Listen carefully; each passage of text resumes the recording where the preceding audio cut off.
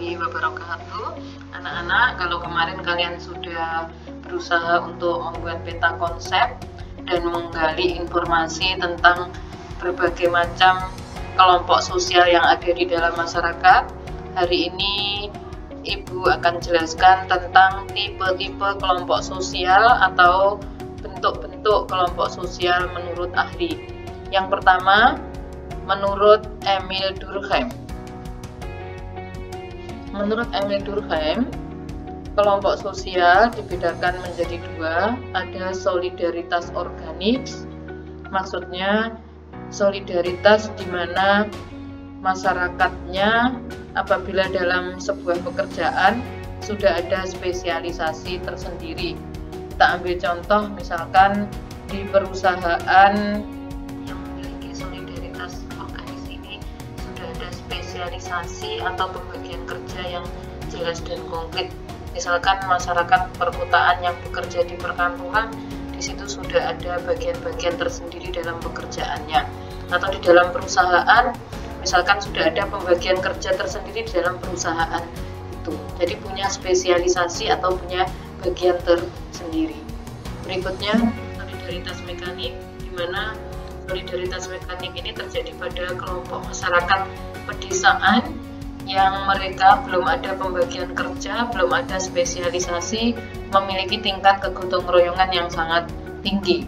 Berarti semuanya dikerjakan secara bersama-sama, mendirikan rumah bersama, memanen padi bersama, bahkan mungkin memasarkan padi juga secara bersama-sama. Berikutnya, tipe atau bentuk kelompok sosial menurut ahli yang kedua yaitu Ferdinand Tönnies.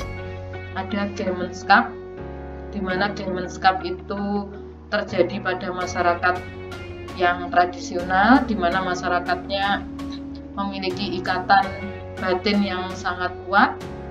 Mereka berhubungan dalam waktu yang sangat relatif lama, contohnya misalkan keluarga atau disebut dengan Gemeinschaft by blood. Ada Gemeinschaft by place, ini didasarkan pada tempat tinggal yang berdekatan, misalkan ketetanggaan. Ada Gemeinschaft by Mind, berarti terikat secara murni karena punya ideologi atau pemikiran yang sama. Berikutnya Gesellschaft. Gesellschaft ini terjadi pada masyarakat perkotaan, di mana hubungan sosialnya tidak akrab atau dikatakan individu, tidak saling mengenal dan hanya berhubungan pada bidang-bidang tertentu. Berarti kalau Gemeinschaft tadi hubungannya murni, kalau Gesellschaft itu hubungannya pamrih. Berikutnya, Polly and Franz juga dibedakan menjadi dua. Yang pertama kelompok primer dan kelompok sekunder. Kelompok primer yaitu kelompok yang kecil, saling mengenal secara dekat, face to face, grup berarti mereka saling mengenal, contohnya misalkan keluarga itu bisa dikatakan sebagai kelompok primer. Kalau kelompok sekunder itu jumlah anggotanya banyak dan biasanya terjadi pada sebuah kelompok yang cukup besar, walaupun dalam sebuah kelompok tapi tidak saling mengenal satu dengan yang lain. Contoh misalkan IDI atau Ikatan Dokter Indonesia, PGRI atau Persatuan Guru Republik Indonesia.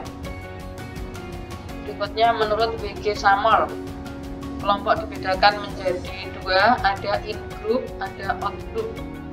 In-group ini berkaitan dengan ikatan dalam sebuah kelompok. Kalau orang Jawa yang mengatakan iki grupku, kalau orang Betawi mengatakan ini grup gue gitu, ini grup kami, grup saya, itu namanya in-group. Misalkan kamu berada di sebuah komunitas pecinta sepeda di desamu, kamu katakan grup pecinta sepeda ini grupku. Kalau di luar grupnya berarti out grupnya, berarti in group itu grup saya, grup gue gitu. Sedangkan out group itu adalah grup di luar grup.